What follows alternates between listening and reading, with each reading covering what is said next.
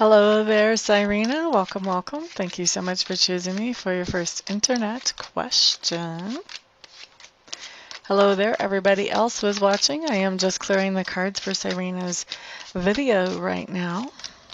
For those of you who would like me to answer one question for you for the low price of $6, check out my website. There are instructions on how to get me to do that there.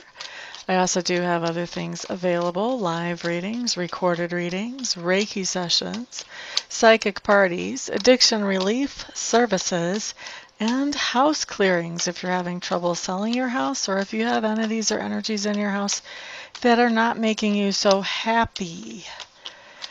And the last one is definitely just in the Golden, Denver, Lakewood, Boulder, Colorado area, somewhere within an hour and a half drive of Golden will be fine.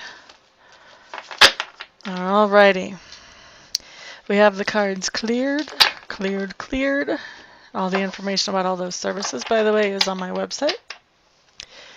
Okay, so cards are cleared. Let's read Syrena's question. Let's see. My question is, was it a good idea? Actually, she says, should I have recently pursued my latest love interest?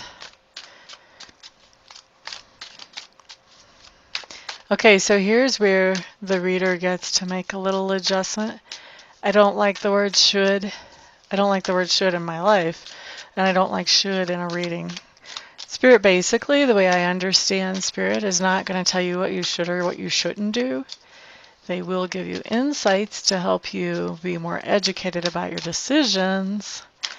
So I want to reword this to something that's going to be a little bit more productive as a question, I think. So what we're going to say is, was it a good idea for Syrena to have recently pursued her latest love interest? Was that a good idea? Why, Syrena, do I feel like you already know the answer to this without asking me? Sometimes people like confirmation on things.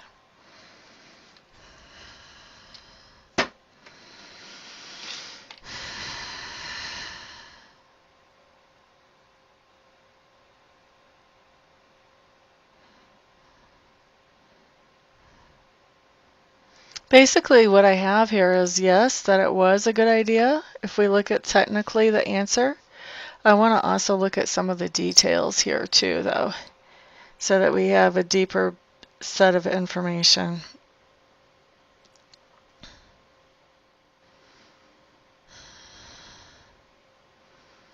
The first thing that shows up is that there are some details about this situation that you're missing. Let me correct that. Not that you're missing, but you're not paying attention to. So you've either got some red flags or some green flags that you're just kind of sweeping under the rug. Okay? So you want to start paying attention to those details. All right? So as an example, what's a red flag that someone might sweep under the rug? So when I was married the first time, I swept a red flag under the rug in that me and my husband liked to ride motorcycles together. And I had a helmet, he had a helmet, and he bought an extra helmet. And he started carrying an extra helmet with him whenever he rode when I had to work. Now that was a red flag. Nobody can wear two helmets at one time. So I swept that under the rug and kind of ignored that. So I think it's no surprise to any of you listening to this to realize that our marriage disintegrated because he cheated on me quite a bit.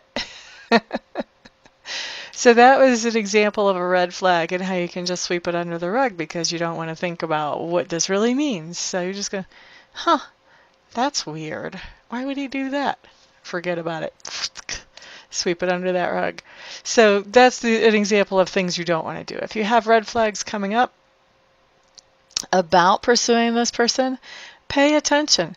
But also if you have green flags, if you kind of have a mindset, of, oh, the last relationships didn't work out, so why should this one work out? and you have all kinds of fantastic things happening, but you're not really thinking about that, and you're sweeping those green flags under the rug. That can be as dangerous as sweeping under the rug red flags. So pay attention, because I've got a card here that says that you're sweeping some flags under the rug. You're not paying attention to what's going on right around you and what the implications are of that, okay?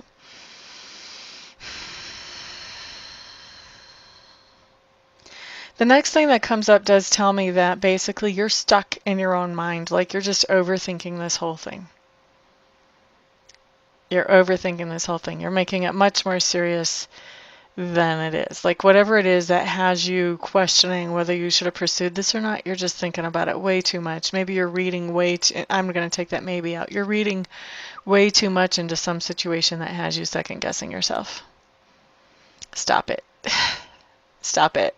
Just sit back and enjoy what happens. See what comes down the road, but enjoy this moment. Okay? Next thing that comes up really does point to overthinking things. Once again, this is the Queen of Cups reversed, and the Queen of Cups reversed is somebody who is having emotional outbursts. They're not in control emotionally when she's reversed. When the Queen of Cups is right side up, she really has a good grip on her emotions. Not as in she's trying to suppress them, but as in she's really able to process them, to feel them, to express them, and also to release them when appropriate. When the Queen of Cups comes in reverse, this is somebody that is like, I don't want to say losing their mind, because I don't mean that literally. That's just a slang term. But, this is somebody that's having a super emotional reaction to something that really isn't that big. They've obviously been triggered. And so I feel like you are having a really big emotional reaction to something that it's a trigger issue for you. I'm not saying that whatever it was that happened is good or condoning it in any way, but I am saying that it triggered some old memories and some old emotions for you and made it seem like it's much bigger than whatever it is, okay? You want to see if you can get some healing for that and get that under control. And by the way, Reiki is really good for stuff like that, for helping with triggers and with deactivating them. Whether you get Reiki from me or somebody else, I would recommend some Reiki to help with that. Okay, so let's move forward. The next card that we have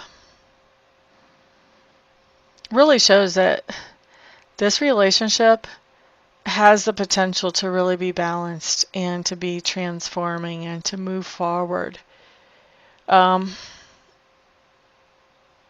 kind of feel like this is saying that the potential is really there. The only limitations on this relationship right now, and I hate to say it because I know I would really hate to hear it, but right now really the only limitations on this relationship are how you're perceiving it, how you're processing what's going on in the relationship. It comes back to that overthinking things. You're limiting this relationship by overthinking. If you can just let go a little bit and just enjoy the moment and see what happens, that's going to bring you so much more peace than how you have been handling this situation.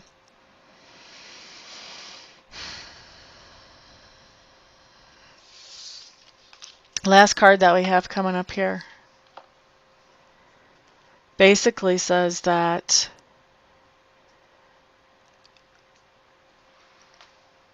if nothing changes, nothing changes. Okay? Basically says that if you don't get some kind of healing to help you deactivate your triggers, then this relationship isn't going to be any better than the last one. You're going to kind of self-sabotage. And when I picked this card up, actually, I almost wanted to cry. That's why I had to just take a second to even start talking about this card. Because, even though I've given the warnings about you have to stop overthinking, you have to relax and be in the moment to really let this relationship bloom, this card shows you not allowing yourself to do that. It shows you staying in that overthinking process, which just keeps us in a very insecure place when we overthink. If we're seeing into every little thing that the other person that we're interested in isn't even trying to send us signals on, then, we may really be doing ourselves a disservice. So, I mean, it looks to me like you're very excited about this person, very interested in them, but they're definitely pushing some triggers. So, free will changes anything. So you can see this reading and you can make some changes and you can change this outcome to where you do change some things, and by changing things, you allow this relationship to move a lot more smoothly and in a lot more happy space more consistently. But for right now, I don't see that change taking place. I hope that that's wrong. I hope that you hear this and you go, whoops, I'm fixing that. I really would love to see you get some Reiki about what do you call that? Deactivating those triggers. That would help so much, being able to deactivate those triggers. So whether you get Reiki, whether you go to counseling, get therapy, or, if you know another energy healing modality, something. Do something about those. And that would not only just help this relationship, but say you have relationships in the future. That would help those relationships too. Say you have relationships with coworkers and you have relationships with parents or siblings or kiddos. That would help those relationships too. You really would be benefited greatly by doing something about getting rid of those triggers or eliminating them. Okay? So, yes, you did the right thing. But if you want this to go well, there are some more things that you need to do. You need to pay attention to cleaning up your own vibration and bringing in some healing for yourself on those triggers. Okay? So that's your reading, my dear. I wish you all of the best. Everybody else, thank you for stopping by and checking me out. Have a fantastic day. Peace out.